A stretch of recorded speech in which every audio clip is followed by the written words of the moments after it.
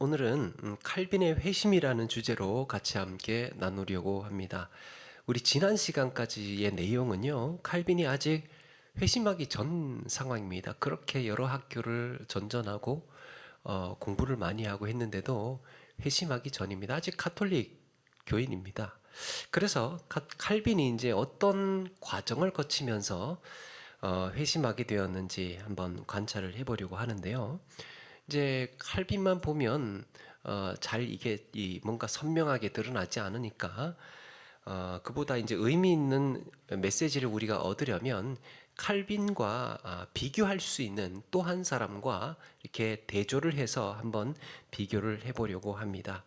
그래서 그 둘이 이제 어떤 종교 개혁 양상으로 흘러가는지 그걸 이제 알 수 있게 되는데요. 이런 점에서 이제 비교해 볼 수 있는 사람이 마틴 루터입니다. 존 칼빈과 마틴 루터. 이제 먼저 마틴 루터는 칼빈과 마찬가지로 법학도였습니다. 루터는 처음부터 뭔가 신학을 시작하지 않고 이 법관이 되기 위해서 아버지의 권유를 따라서 법관이 되기 위해서 공부를 하던 사람입니다. 그런데 이제 우리가 잘 알고 있는 계기가 있죠. 벼락을 맞아서 벼락 탁 맞는 바람에 이제 뭔가 이렇게 삶의 이 터닝 포인트가 생기면서 그때부터 아버지의 만류에도 불구하고 신학을 시작합니다. 수사가 됩니다. 그런데 칼빈은 좀 다릅니다. 칼빈은 처음부터 사제가 되기 위해서, 신부가 되기 위해서 신학을 준비했던 사람인데, 이제 들리는 그 또 하나의 전승 혹은 후문에는 아버지, 이따가 말씀드리겠지만 아버지의 문제로 역시 이제 법적인 문제로 얽히게 되면서 여러 가지 이유가 있겠지만 법관이 되기 위해서 법 공부를 하는 사람입니다. 서로가 교차가 되죠.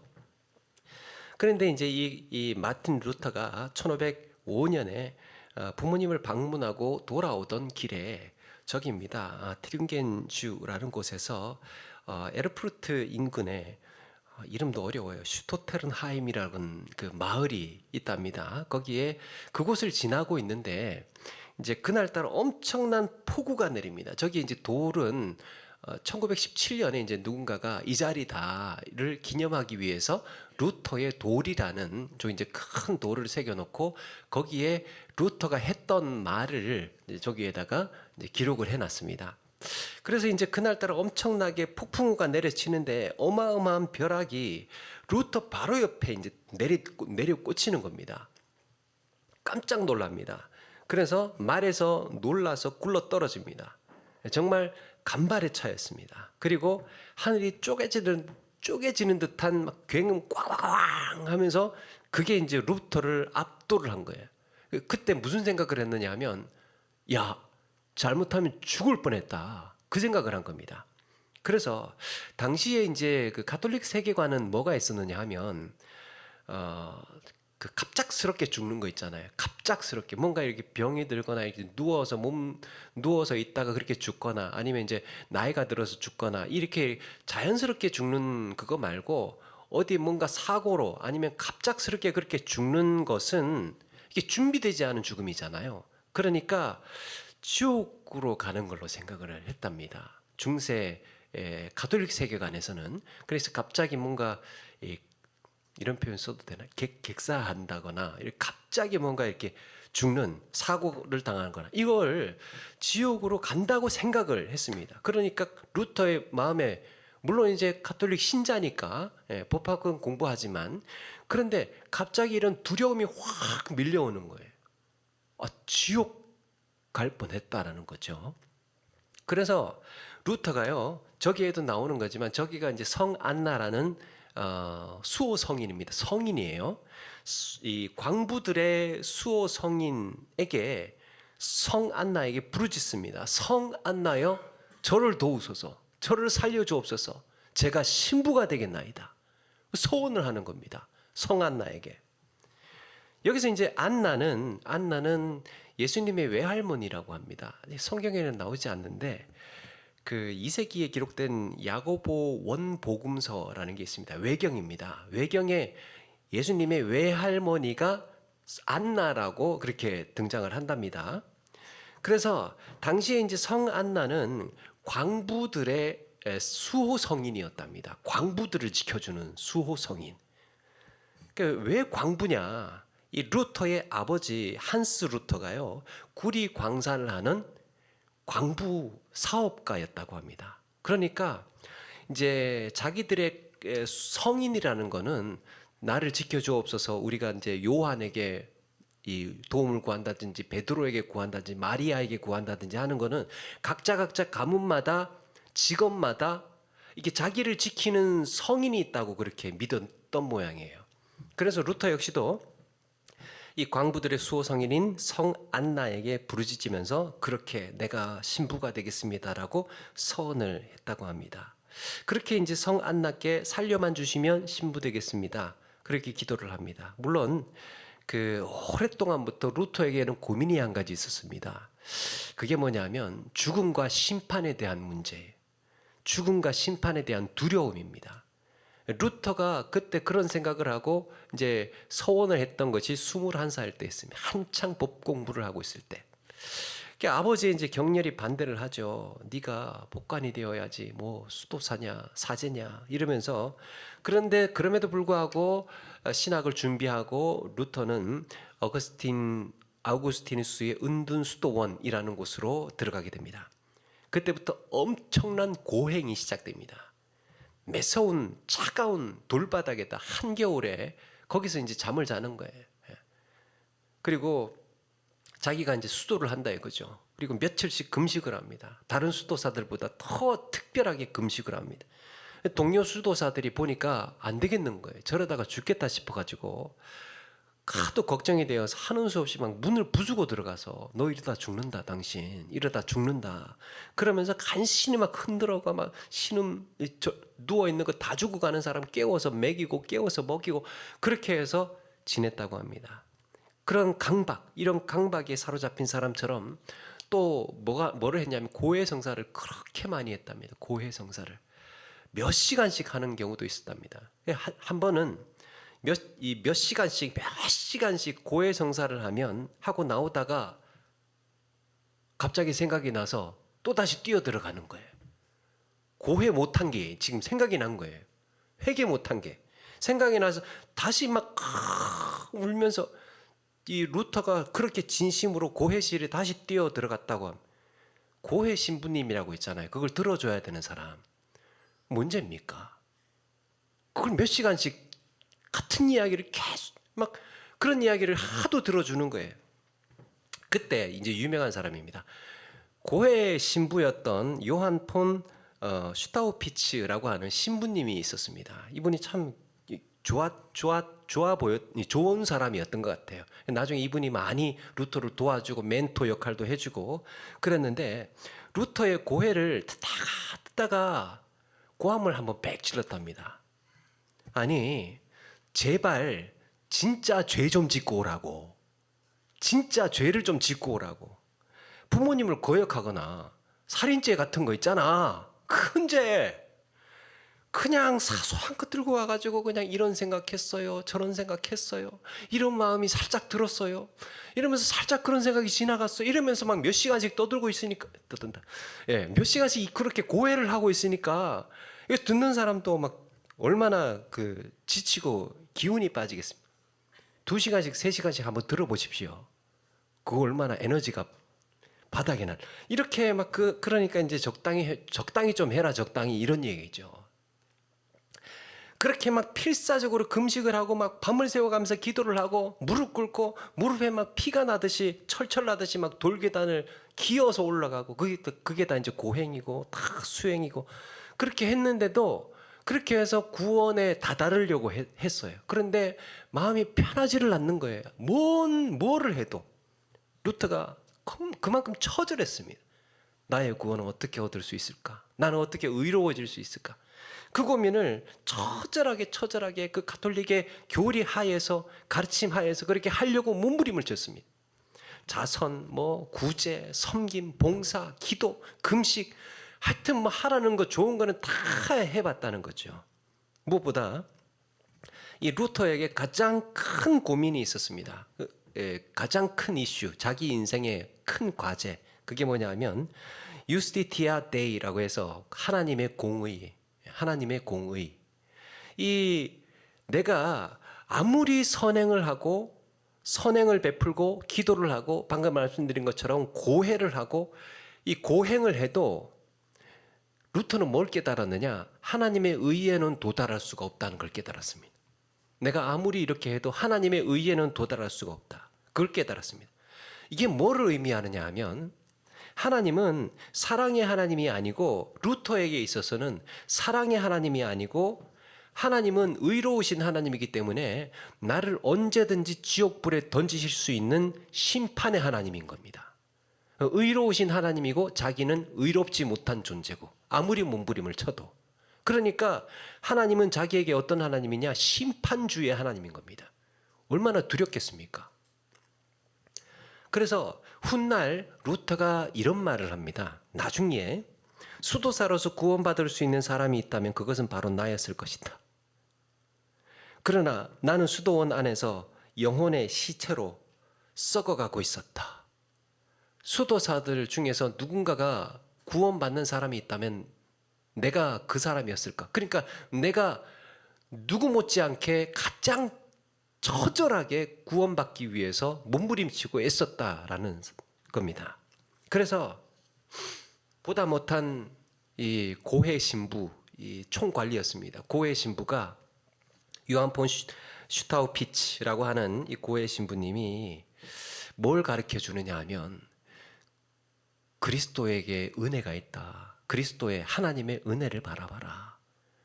심판주이신 하나님 말이시기도 하지만 또한 하나님의 은혜가 있으니까 은혜를 좀 바라봐라. 은혜를 바라봐라. 너 너무 매여 있다. 너 너무 강박적이다 지금.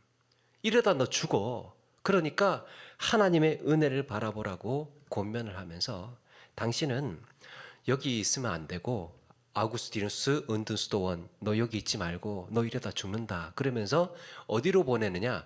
비텐베르크 대학으로 보냅니다. 비텐베르크 들어보셨죠? 비텐베르크 대학으로 보내게 됩니다. 그러면서 가서 성경 교수로 보내요. 말씀 좀 가르치면서 네 마음 좀 추스려 보고 말씀 통해서 말씀 연구하다가 네가 한번 인생의 해답을 좀 찾아봐라. 이렇게 이제 이야기를 하면서 비텐베르크 대학으로 보내게 됩니다. 그렇게 이제 비텐베르크 대학으로 와서 성경을 연구하던 중에 그 두 번째 날벼락을 만납니다. 성경을 연구하는데 이제 이걸 탑의 경험이라고 말하는데요. 이제 그 성 위에 이제 그 탑 첨탑 같은 그 위쪽에 이 위쪽에 이제 그 작은 공부방 같은 거 작은 그 밀실 같은 게 있지 않습니까? 거기서 뭐 성경도 보고 연구도 하고 그랬을 텐데 거기서 성경을 보다가 로마서를 연구하다가 로마서 1장 17절을 딱 보고 벼락을 맞습니다. 우리가 아는 말씀입니다. 복음에는 하나님의 의가 나타나서 믿음으로 믿음에 이르게 하나니 기록된 바 오직 의인은 믿음으로 말미암아 살리라. 오직 의인은 믿음으로 말미암아 살리라. 그러니까 온몸에 막 소름이 끼치고 전율이 돋고 벼락을 맞은 겁니다. 해답을 얻은 것 같아요. 루터가 나 지금 뭔가 찾은 것 같아. 자신의 인생의 과제가 뭐였습니까? 의로우신 하나님을 내가 어떻게 다다를 수 있을까? 하나님 그 의로우신 분 앞에서 내가 어쩌면 심판을 피할 수가 있을까? 나는 어떻게 의로운 자가 될 수 있을까? 했을 때 믿음으로 말미암아 의인이 된다는 겁니다. 믿음으로 말미암아 오직 믿음으로 말미암아 산다는 거예요. 야, 그러면 이거 고행이 아니었구나. 처절한 금식기도가 아니었구나. 선행이 아니었구나. 구제가 아니었구나. 믿음이었구나를 성경을 통해서 깨달은 겁니다. 하나님의 의는 그리스도의 보혈의 공로를 믿는 자에게 주시는 선물이라는 그 의라는 것을 깨달았습니다. 내가 이걸 쟁취하고 노력하고 뭔가 해서 얻어내는 게 아니고 내가 따내는 게 아니고 믿음은 선물이구나. 하나님이 내가 믿을 때 하나님이 의를 주시는 거구나라는 것을 깨닫게 되었습니다. 그래, 그러면 그렇지. 나처럼 그렇게 아무리 몸부림치고 애써 봤는데도 내 마음이 불편하고 평안이 없는데 그러면 그렇지 그때 깨달은 겁니다. 아, 믿음이구나. 구원은 고행이 아니라, 고해가 아니라 금식하고 뭐 면죄부 사서 그렇게 하는 게 아니고 오직 그리스도를 통해서 주시는 은혜를 믿음으로 받아들이는 것, 복음을 믿음으로 받아들이는 것. 그렇게 되면 살게 된다는 진리를 깨달은 겁니다. 성경을 통해서. 평안이 찾아왔습니다. 루터가요, 그걸 깨닫고 나서 우리는 이렇게 뭔가 찌릿찌릿하거나 벼락 같은 이런 느낌이 잘 안 오잖아요. 그런데 그때는 최초였다니까요. 최초. 수천 기독교 역사 속에서 최초로 자기가 그걸 느낀 거예요. 깨달은 겁니다. 그러니까 루터가 이렇게 회고를 하는 겁니다. 바로 그 순간 나는 완전히 새로 태어남을 느꼈다. 굳게 닫혀있던 천국문이 열렸고, 천국문이 활짝 열렸고, 나는 그 안으로 당당히 걸어 들어갔다. 믿음으로 말미암아. 그 전까지는 나에게 공포였던 하나님의 의라는 단어는 이제 내가 가장 달콤하고 위대한 사랑의 표현이 되었다. 하나님의 의로우심. 하나님이 의로우시기 때문에 나를 구원해 주시는구나. 하나님의 의로우시기 때문에 나를 사랑해 주시는구나. 그러면 그렇지. 그걸 깨닫게 되었다는 거예요. 야, 이거 내 힘으로 의로워지는 것이 아니고 믿음으로 의롭다고 나를 불러주시는구나. 믿음으로 하나님을 나를 믿으니까 너 의로워. 이렇게 나를 불러주시는구나. 그게 사랑의 하나님이라는 것을 깨닫게 되었다는 겁니다. 여기서 루터가 오직 은혜, 오직 믿음을 강조하는 이유입니다. 영적인 번개를 맞았습니다. 완전히 새롭게 지옥 문 앞에서 두려워 떨던 루터가 천국 문을 활짝 열고 당당히 걸어 들어가는 자기를 보았다는 거죠. 심판의 하나님이 아니라 은혜의 하나님이었다는 겁니다. 갈리지요. 믿지 않는 자에게는 심판의 하나님입니다. 그런데 믿는 자에게는 은혜의 하나님, 사랑의 하나님이 되는 거예요. 그렇게 해서 루터는 은혜를 붙듭니다. 그리고 얼마 후에 몇 년이 지납니다. 얼마 후에 비텐베르크 성당문에 면죄부라든가 교회 교리의 비성경적인 내용들을 써붙이게 됩니다. 이게 맞습니까? 우리 한번 의논해 봅시다. 95개조 반박문이 붙여지게 되는 겁니다. 그렇게 종교개혁의 문이 열립니다. 정말이지 루터의 그 신앙의 여정을 보면 한편의 드라마 같아요. 영화 같은 장면들이 정말 기적적이고 역사 이 속의 내면의 갈등이라든지 이런 것들이 개인의 이런 변화, 막 고통, 고행 이런 것들이 막 파노라마처럼 지나갑니다. 번개를 평범한 법대생 청년에서 벼락을 맞고 달라져서 정말 하나님의 길을 간다고 그렇게 하고 그러면서 수도원에서 그런 고행을 거치고 그리고 나서 너 안 되겠다 그래가지고 비텐베르크 대학으로 오게 되고 그러면서 막 그 거대한 카톨릭의 딱지를 한번 붙이는 거죠. 야, 너희들 틀렸다 이거. 95개주 반박문을 붙이면서 그런 상징적으로 이 반박문이 붙여지면서 역사가 바뀌게 되는 얼마나 드라마틱하고 막 그 영화 같습니까?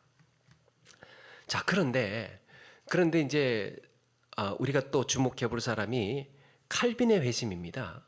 칼빈은요, 이런 벼락 같은 체험이라든지 개인적인 어떤 체험이라든지 이런 기적이라든지 뭔가 이런 일들이 잘 없습니다.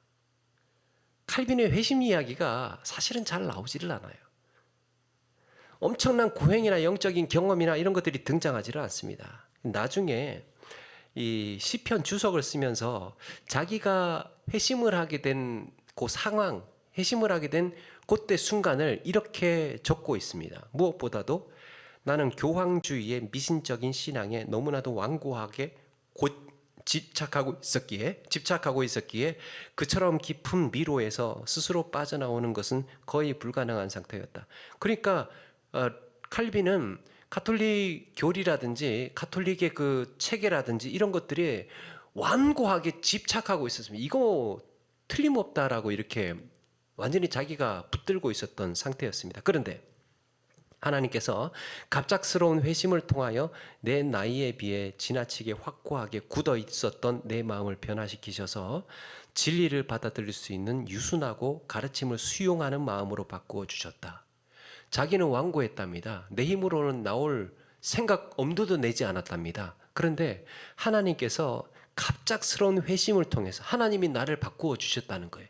하나님이 나를 변화시켜 주셨다는 겁니다. 어떻게 해요? 진리를 받아들일 수 있는 유순하고 부드러운 마음으로, 수용할 수 있는 마음으로 바꾸어 주셨다는 겁니다. 이게요, 여기서부터 우리의 신앙에 굉장히 생각할 것들, 굉장히 많은 이야기들이 퍼져나오기 시작을 하는데요. 우리가 이제 주목해 보아야 할 점은 스스로 진리를 찾아낸 게 아닙니다. 그게 아니고 스스로 빠져나올 수 없는 너무나 완고하게 집착하고 있었던 내 마음을 하나님께서 변화시켜 주셨다는 고백입니다. 회심의 주도권이 인간의 결단에 있지 않고 하나님의 주권적인 은혜에 있다는 얘기예요.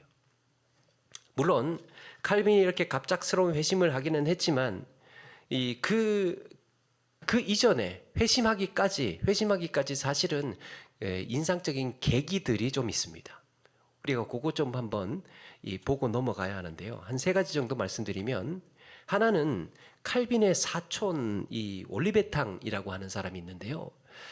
사진을 찾아도 잘 안 나오더라고요. 겨우 그냥 저 칼빈하고 이렇게 대화하고 있는 그냥 뭐 그림이겠죠. 이 올리베탕이라고 하는 사람이 있는데 이 사람이 좀 대단한 사람입니다. 그 히브리어하고 헬라어하고 이런 것들을 직접 번역을 해서 최초의 프랑스어 완역 성경을 출간했던 사람이에요. 최초의 프랑스어 완역 성경을 출간했던 인물입니다. 올리베탕은 이 루터 개혁 루터 사상에 심취해 있었습니다. 그러니까 이제 이 올리베탕하고 루터하고 지난 시간에 말씀드렸던 콜레주 로얄, 파리 왕립대학, 그리고 오를레앙 대학에서 칼빈과 함께 공부를 하면서 프랑스어로 된 번역을 가지고 오고 막 작업하고 있는 거 가지고 오고 이러면서 칼빈을 사실 전도를 합니다. 너 지금 잘못 알고 있는 거다. 네가 알고 있는 거는 굉장히 많은 모순이, 가톨릭 교회가 얼마나 많은 모순이 있는지를 설득하고 그렇게 이야기를 합니다. 그러니까 칼빈도 자기도 배우는 게 있고 공부하는 게 있으니까. 그런데 사람이 그렇잖아요.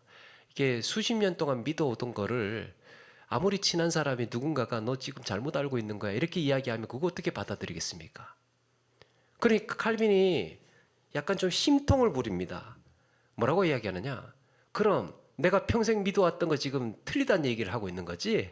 이러면서 네가 어떻게 형이 어떻게 나한테 그렇게 이야기를 할 수 있느냐? 내가 지금 신령으로 붙들고 있는 거, 내가 믿고 있는 거, 그거 지금 틀렸다고 이야기하는 거잖아. 지금 하는 말이. 그러면서 서로 똑똑하니까 얼마나 논쟁을 많이 했겠습니까? 그런데 올리베탕이 그렇게 자꾸 찾아와서 이런 복음을 전해주고 진리가 무엇인지 이야기를 해주고 그런 이야기들을 계속 해줍니다. 그런데 그러다가 이제 어느 날 올리베탕하고 치열하게 논쟁을 하고 이제 그만 가. 사촌 형 이제 그만 가. 그렇게 이제 보내고 나서 문을 탁 닫고 나서 엉엉 울었답니다. 사실은 맞거든요. 그 올리베탕 형이 이야기하는 말들이 사실은 자기도 알고 있었어요. 알고 있었는데 인정하기가 싫었던 겁니다. 왜? 자기가 그렇게 쌓아왔던 그 가톨릭 신앙, 교리, 질서, 체계 이런 것들이 너무 견고하고 내가 집착하고 있었고 거기에 자기조차 빠져나올 수 없을 정도로 그렇게 몰입하고 있었던 사람인데 그걸 인정할 수가 없었던 거예요. 사실은 그날 문을 닫으면서 무너져 내립니다. 오열을 합니다. 펑 울어요. 펑펑 우는 겁니다.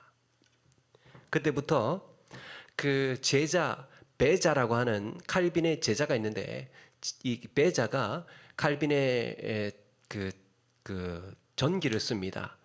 전기를 쓰면서 거기에 이렇게 표현을 합니다. 그때 문을 딱 닫고 오열을 할 때, 그때 칼빈이 비로소 교황주의 미신들로부터 서서히 멀어지기 시작했다. 이렇게 기록합니다. 그때였을 거다. 그때쯤에 칼빈이 사실은 그렇게 붙들고 믿고 있었지만 사실은 그 가톨릭 이 교리라든지 가르침이라든지 전통이라든지 이런 것들의 모순이 얼마나 컸었는지, 얼마나 큰 산이었는지를, 얼마나 큰 모순이었는지를 그때부터 미신들로부터 서서히 멀어지기 시작했다. 이렇게 이야기합니다. 올리베탕과의 관계. 두 번째는 칼빈이 이제 오르레앙에서 브루즈라고 하는 대학으로 옮겨오게 되는데요. 거기에 이 유럽 최고의 법학자인 알치아티라고 하는 교수가 초빙이 되어 옵니다. 그 이탈리아 사람인가 그런데 이 사람이 이제 로마법의 유럽 최고였습니다. 로마법. 그리고 또 오를레앙 대학에서 같이 오를레앙 대학에서 배웠던 헬라어를 배웠던 볼마르라고 하는 이 교수님이 이곳으로 초빙이 되어 옵니다. 그러니까 이 브루즈 대학이라는 곳이요, 그 당시에 가장 최고의 인문학을 진흥시키고 부흥시키고 막 전폭적인 지원을 하고 이런 곳이었습니다. 그러니까 법학 또 언어 이런 이 르네상스의 최선봉에 있어서 정말 유럽에 내노라 하는 사람들을 이곳에 모여들게 합니다. 그래서 교수들을 모여들게 하고 종교개혁에 대한 인문주의 또 종교개혁 이런 것들을 굉장히 전폭적으로 지원을 하는데요. 이름이 좀 길어요. 마르그리트 드 나바르라고 하는 여인입니다. 마르그리트 드 나바르. 이 사람이 그 한창 이 대학을 막 지원하고 키우는 사람입니다. 이 마르그리트 드 나바르라는 사람이 누구냐 하면 그 프랑스와 국왕입니다. 프랑스 국왕의 프랑스와 1세잖아요. 프랑스와 1세의 누나예요. 그러니까 얼마나 권력이 막강하겠습니까? 인문주의자입니다. 종교개혁자입니다. 그래서 개혁자들의 울타리가 되어줍니다. 프랑스에는 참 희한한 게요, 중세 카톨릭의 심장이에요. 프랑스가 보루입니다. 막 거의 중세 카톨릭 교회에 그만큼 막강한 저력이 있고 힘이 있는 세력이 있었던 곳입니다. 그럼에도 불구하고 프랑스와는 르네상스를 진흥시키고 싶었고, 거기에 누나 마르그리트 드 나바르는 이 특별히 종교개혁자들 개혁하는 거에 대해서, 입문하는 거에 대해서, 막 진보해 나가는 거에 대해서 굉장히 지원을 많이 했던 그런 분위기입니다. 프랑스와 1세는 양쪽을 좀 이렇게 균형 있게, 서로 좀 이렇게 잘 균형 있게 그렇게 발전시키고 싶었던 것 같습니다. 그런데 그러다 보니까 종교개혁 사상가들이 그곳에 몰려들게 됩니다. 그러면 칼빈이 거기에 갔잖아요. 브루즈 대학을 갔잖아요. 그러니까 종교개혁자들의 사상가들과 접하면서 대화를 나누면서 이야기를 나누면서 흡수가 되는 거죠. 야, 그래. 뭐 이러면서 이런 것들을 접하게 됩니다. 그리고 이 볼마르 교수님이 칼빈에게 뭘 시키느냐? 신약 성경을 헬라어를 가르치면서 이 성경 원문을 직접 대조하고 연구하면서 번역해봐. 가르친 거예요. 성경을 번역하도록. 그렇게 번역하고 훈련하고 해석하고 이런 것들을 가르치기 시작을 합니다. 볼마르를 통해서. 이 볼마르 교수가 루터 개혁주의자입니다. 또 그러니까 얼마나 존경하는 선생님, 좋아하는 선생님, 교수님한테서 얼마나 많은 영향을 받았겠습니까? 세 번째, 요런 사건이 생기는데요. 이 니콜라 콥이라고 하는 그 인터넷 같은데 니콜라 콥 사건이라고, 니콜라 코프 사건이라고 쳐보면 나옵니다. 많이 나오는데 이 사람이 또 누구냐면 프랑스와 1세의 주치의였습니다. 의사입니다. 프랑스 국왕의 주치의예요. 그런데 또 이 사람이 칼빈의 절친한 친구입니다. 그 니콜라 콥이 프랑스 대학의 총장으로 취임을 하게 되는데, 프랑스 파리 대학의 총장으로 취임하게 되는데요. 파리 대학이 가톨릭의 보루입니다.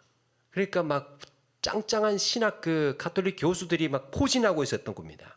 그런데 이 니콜라 코브는 의사니까 신학에 대해서 막 그렇게 잘 알지 못하고 관심도 별로 없고 또 권력 다툼을 하고 있었습니다. 의대, 의대, 법대, 신학대 뭐 이렇게 해서 권력 다툼을 하고 있었는데 거기에서 이제 자기가 의대가 이 니콜라 콥이 이겨서 총장이 된 겁니다. 안 그래도 못마땅합니다. 신학대 교수들은 못마땅한 거예요. 그렇게 있는데 니콜라 콥이 뭘 하느냐 하면 개신교 연설을 하는데 개학 연설을 하는데 믿음으로 구원받는다는 연설을 하는 겁니다. 믿음으로 아니 파리 대학에서 그 가톨릭 교회의 보루인 심장부인 그 학교의 총장이 믿음으로 구원받는다 이런 상상을 해보십시오. 완전히 난리가 난 겁니다. 발칵 뒤집어진 거예요. 파리 대학의 그 전통 오랜 전통이 총장 하나 지금 잘못 나와가지고 믿음으로 구원받는다 막 이런 하는 둥 막 이런 걸 막 주저리 이야기를 하니까 이단이다 된 겁니다. 이단이다. 죽여야 된다. 그런데 이제 거기에서 저 이야기는 저런 연설은 니콜라 콥 정도의 사람이 쓸 수 있는 연설문이 아니다. 저거는 칼빈이 썼다라는 의혹이 나옵니다. 그래서 칼빈하고 니콜라 콥하고 잡아서 이단으로 심판해야 된다. 이 말이 이제 죽인다는 얘기예요. 처형한다는 얘기입니다. 이단은 죽습니다. 잡히면. 그렇게 해서 이 니콜라 콥 사건이 터지는 바람에 도망을 가야 했습니다. 도망을 가는데 이제 거기에 겹쳐서 무슨 일이 벌어지느냐 하면 그 시기에 칼빈의 아버지가 누구였습니까? 칼빈의 아버지가 누아용에서 그 누아용 성당에서 재정 관리자였잖아요. 재정 총괄을 맡고 있었는데 법적 문제에 좀 휘말린 겁니다. 법적인 문제에 휘말려 가지고 이 사람이 아버지가 가톨릭 교회에서 파문을 당합니다. 파문을 당한다는 말은 교회에서 쫓겨난다는 얘기예요. 그 말은 죽을 때 고해성사, 지금 병자성사, 그 고해성사를 못 받는다는 얘기입니다. 다르게 이야기하면 구원 못 받는다는 얘기예요. 파문당한다는 거, 쫓겨난다는 거. 그래서 그 충격으로 한 2년인가 조금 병으로 앓다가 아버지가 죽게 됩니다. 칼빈은 그동안 이 누아용 교회에서 성당에서 장학금으로 공부를 하고 있었잖아요. 이게 이제 교회 수익 수혜권이라고 해서 수익 수혜권, 교회가 이제 수익을 하면 그걸 수혜받는 사람이 있는 권한, 수혜권, 그걸 이제 가지고 있었습니다. 칼빈이. 그러니까 칼빈은 한평생 동안 얼마든지 공부할 수 있는 거예요. 하고 싶은 공부를. 수혜권이 있으니까. 교회 수익 수혜권이 있으니까. 그래서 성직자가 돼도 막 연금처럼 나오는 겁니다. 먹고 사는데 지장이 없습니다. 여기서 도와주니까 한평생.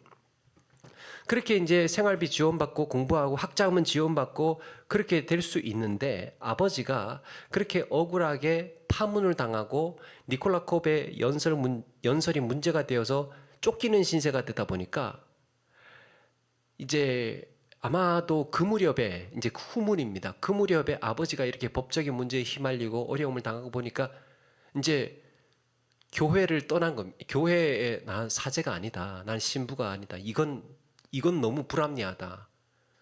그러면서 신부를 그만두고 법으로 그 무렵에 바꾼 거 아닌가 이런 얘기도 있는데 그거는 이제 뭐 확인되지 않았고 여튼 안 그래도 이제 인문학 공부를 많이 하고 칼빈이 개혁가들 많이 접하고 또 그 사촌과 이런 토론 논쟁도 많이 하고 이미 내면은 개혁이 되고 있었던 거죠. 그리고 이 칼빈이 접했던 분위기는 교회의 불합리를 너무 많이 본 겁니다.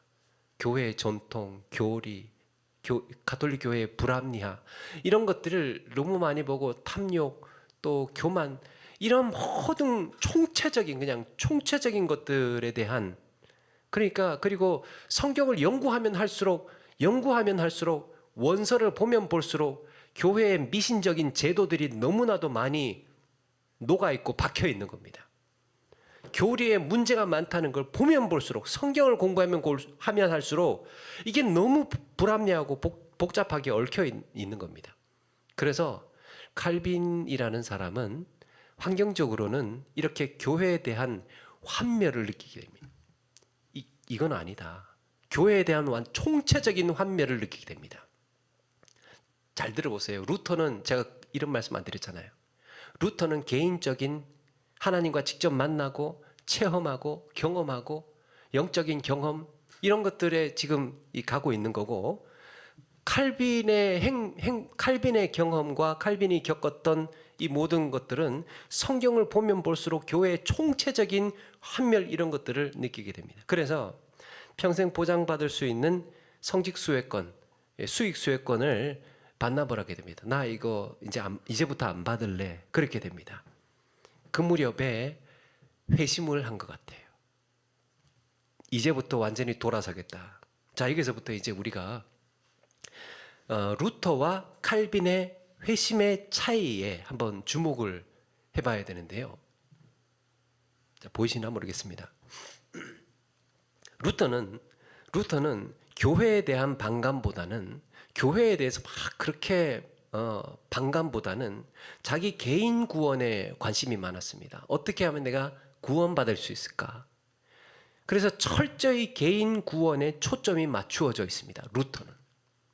그래서 믿음이라든지 은총이 중요했습니다. 오직 믿음, 오직 은혜, 이게 중요했습니다.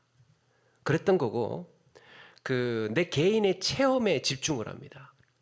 하나님과 나와의 영성, 나와의 관계, 이런 것들에 집중을 합니다. 개인의 경건, 개인의 영성, 이런 것에 무게가 있습니다. 그래서 개혁을 할 때 성경에서 요거 중요합니다.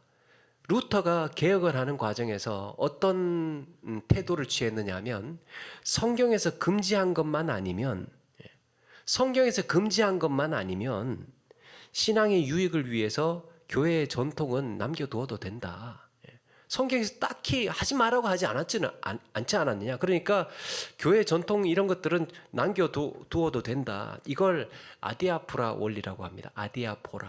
아디아포라가요, 해도 되고 안 해도 되는 겁니다. 차이가 없는 것. 그걸 아디아포라 원리라고 하는데, 루터가 그 원리에 의해서, 그러니까 딱히 성경에서 금지하는 것만 아니면 교회 전통쯤에 그냥 이것저것 좀 다 포용하고 이어가자 하는 겁니다. 그래서 본질적인 것도 아니고 문제되지 않으면 가톨릭 교회의 유산을 그대로 이어갈 수 있다라고 한 겁니다. 그게 루터예요. 그래서 루터교는 루터 교회를 그러고 보니까 제가 못 가봤네요. 루터교의 제단이 그대로 있고, 가톨릭에서 있는 제단, 그리고 성상, 유리 붙이는 스테인 글라스, 그 그림 붙여가지고 거기에 이제 그림 있잖아요. 성모 마리아, 예수님의 십자가 이런 것들 붙여서 하는 것 그대로 유지를 하고, 촛불 켜놓고, 그리고 성찬이라든지 이런 것이 교리가요, 가톨릭 교리하고 거의 비슷합니다. 그리고 또 예술이라든지 그림, 또 조각상 이런 거에 대해서 굉장히 좀 이렇게 열려 있는 그래도 되는, 그러니까 그게 우상만 아니면 되지 않느냐 그런 거죠. 좀 굉장히 많이 포용적인, 열려 있는.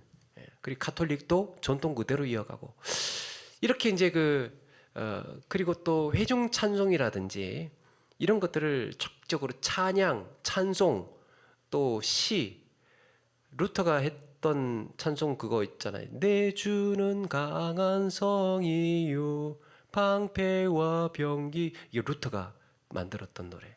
이렇게 찬송도 풍성하게 하고 이런 분위기를 이제 흘러갑니다. 그러니까 그 교회에 대해서 많이 손대지 않고 개인의 영성, 하나님과의 만남, 은혜 이런 것들을 외쳤습니다. 그래서 종교개혁의 형식에 있어서는 완전히 가톨릭 교회를 떠났다고 좀 보기가, 전통도 어느 정도 유지가 되고 있기 때문에. 그런데 이제 칼빈은요, 개인의 회심의 차원을 넘어서 하나님의 주권이라는 원점에서 시작합니다. 하나님이 주인이시다. 그래서 싹 완전히 그냥 초기화 시키듯이, 예? 교회의 미신적인 제도라든지 교리 뭐 문제들 이런 것들을 하나하나 일일이 성경을 통해서 대어보고 대조해보고 연구하면서 무수히 보아왔잖아요. 그래서 교회 예배라든지 정치라든지 이게 당시에는 국가와 교회의 정치적인 관계가 있었기 때문에 이게 같은 거였기 때문에 정치라든지 교육이라든지 사회 문제라든지 이런 전 영역에서 하나님의 주권이라는 원칙을 세웁니다. 하나님의 주권, 하나님이 주인이시다. 우리 중에서 누구도 주인이 아니고 하나님이 주인이시다라는 원칙을 세웁니다. 이걸 규정적 원리라고 한답니다. 정해져 있는 거예요. 딱 정해져 있는 거. 이거는 흔들릴 수 없다. 그 루터는 해도 되고 안 해도 되는 거에, 그리고 칼빈은 딱 한 가지는 정해야 된다. 하나님이 주인이시다. 하나님의 주권. 그래서 칼빈이 뭐를 강조하느냐 하면, 칼빈의 특징이 뭐냐 하면 성경에서 말씀하고 있는 것만 해야 된다. 그 성경에서 말씀하고 있지 않는 것 중에서 해도 되고 안 해도 되고 이런 게 아니고, 이거 다 아니고 성경에서 말씀하고 있는 것만, 성경에서 확인되고 있는 것만 해야 된다. 그걸 규정적 원리라고 합니다. 그 장로교가요, 이렇게 심플한지 아십니까? 이런 성격. 우리 예전에 좀 보수적이라고 할 수도 있겠지만, 예전에는 기억나십니까? 워십이라는 것도 안 되고, 워십도 안 되고, CCM도 안 되고, 드럼도 못 치면 안 되고, 북도 치면 안 되고, 뭐 이렇게 큰 소리도 치면 안 되고, 그리고 박수도 이게 치면 안 됐나 아마 그랬을걸요. 박수도 안 되고 춤도 안 되고 워십도 안 되고. 그게 약간 이런 보수적인 성향이어서 그런 거 있을 수도 있지만, 이런 영향도 있는 것 같아요. 처음부터 심플했습니다. 성경 말고는 안 돼. 성경에서 가르치고 있는 것만, 말하고 있는 것만. 지금에 와서 아무리 장로교라고 해도 드럼 안 치는 교회가 없고, 워십 안 하는 교회 없고, CCM 안 부르는 교회 없고, 워십 다 하고 뭐 춤 다 추고, 우리 뭐 특송 끝나면 박수도 치고 이러잖아요. 근데 사실은 저는 그걸 누가 문제 삼지 않겠죠? 저는 그걸 그렇게 생각합니다. 그거는 지켜야 할 본질이 아니다. 그게 칼빈은요, 그때 아마 그랬을 겁니다. 칼빈도 드럼 안 돼, 춤 안 돼, 뭐 박수 안 돼, 회중이 큰 소리 내는 거 안 돼, 그랬을 겁니다. 그런데 지금 존 칼빈 선생님이 와서 우리 교회를 본다면, 이 시대의 교회를 본다면 괜찮다고 할 거예요. 왜 그러냐면 그 시대에서 지켜야 하는 이 반사적인 지켜야 하는 것들이 있었습니다. 그러니까 이 카톨릭에서 벗어나와서 우리는 지금 이렇게 해야 할 때인 거예요. 지나와서 지금은 그게 문제가 안 되기 때문에 지금은 해도 되는 것들입니다. 근데 본질은 뭐냐? 성경에서 가르치고 있는 것에 우리가 집중하는 것. 성경에서 가르치고 있는 곳에 집중하는 것. 문제가 되지 않는 것과 성경에서 가르치고 있는 것에 집중하는 규정적 원리는 달라지지 않았다. 드럼 친다고 우리가 하나님의 주권 부인합니까? 뭐 우리가 워십하고 교회에서 막 워십하고 이렇게 한다고 해서 오직 성경을 부인합니까? 안 그러잖아요. 그걸 지키고 있는 것, 그걸 보수하고 있는 게 보수예요. 그걸 지키고 있는 것. 그래서 나중에 아마 말씀드릴 기회가 있을 텐데요. 사실 교회가 우리 교회 안에서만 신앙생활이 아니고 이게 굉장히 삶의 영역으로 넓혀갑니다. 그래서 이 영역 주권 세계관, 우리가 살고 있는 모든 영역에 하나님이 주인이시라는 세계관, 이게 우리한테 이제 있어야 하는 건데, 이게 개신교인이고 또 장로교인이고 개혁주의인데 사실은 교회가요 정치적인 문제라든지 또 경제 문제라든지 생명 문제라든지 복지라든지 환경 문제라든지 이런 모든 것이 사실은 신앙과 관련되어 있어요. 신앙의 가치관, 신앙의 세계관으로 바라볼 수 있어야 되는 겁니다. 제가 정치의 정자도 안 꺼내잖아요. 사실은 일부러 그렇게 합니다. 그래서 이게 네 편이냐 내 편이냐 이쪽이냐 저쪽이냐 그걸 그렇게 내비치고 싶지 않아서 그런 겁니다. 저는 거기에 관심이 있는 게 아니고 성경적인 시각에서 오늘날의 시대를 어떻게 바라볼 것인가. 뭐 진보는 진보적인 진영을 우리는 어떤 시각에서, 보수는 보수적인 진영을 어떤 시각에서 바라보아야 되는가. 그것부터가 필요하다는 겁니다. 그래서 나중에 요거 이제 종교개혁이 끝나면 그 다음이 될지도 모르겠지만 기독교 세계관, 우리의 삶을 어떤 시각에서 어떤 시선에서 사업장에서 가정에서 일터에서 또 도덕적인 문제, 생명윤리 문제 이런 다양한 일상생활에서 우리 어떤 시각으로 바라보아야 하는가를 한번 해보려고 이제 몇 개 또 이렇게 다음 파트를 한번 또 준비를 하고 있는데요. 여튼 가톨릭 교회가 뭐였습니까? 가톨릭 중세 시대의 가톨릭은 생로병사의 모든 것을 관장했잖아요. 그리고 외교, 국가, 경제, 사회 문제 이런 모든 것들이 가톨릭 교회를 떠나서는 생각할 수 없는 시대였습니다. 그거는 그런 원리는 비슷하게 지금도 우리에게 적용이 됩니다. 우리의 모든 신앙의 삶의 일상과 직장과 가정과 국가와 이 모든 사회 문제와 이런 것들은 우리의 신앙의 세계관과 구분지어서 생각을 할 수가 없다는 거예요. 그러니까 신앙은 신앙이고 사회를 바라보는 시각은 내 시각으로 바라본다? 그건 아니라는 겁니다. 신앙은 교회에 와서 조금 신실하게 신앙생활을 하다가 경제관념은 그냥 내 마음대로 경제관념에 대해서 이해를 한다? 아니라는 겁니다. 기독교 세계관에서 경제관념을 바라보고 문화를 보고 사회를 보고 우리 모든 삶의 영역을 볼 수 있어야 된다는 거죠. 그래서 칼빈이 처음에 그 여행을 떠난 겁니다. 그래서 자기가 이렇게 이야기를 합니다. 이 가톨릭 교회의 세계관 이 모든 것들을 다 지우고 완전히 그냥 홀로 떠나 나왔잖아요. 그래서 이렇게 표현하면 나의 회심은 순례의 시작이다. 이제 출발하는 거다. 원점에서 아무것도 없이 하나님만을 붙들고 찾아서 구원을 찾아서 떠난 거죠. 회심이 이런 건 것 같아요. 창세기에 그러잖아요. 본토 친척 아비의 집을 떠나는 것. 내 삶의 모든 형편과 이 지지와 의지와 이런 것들을 다 떠나서 내가 알던 세상, 내가 알던 상식, 내가 나를 보호하던 모든 울타리를 넘어서 하나님 한 분 바라보는 것. 그렇게 해서 성경이 말씀하는 대로 따르기로 작정하는 것.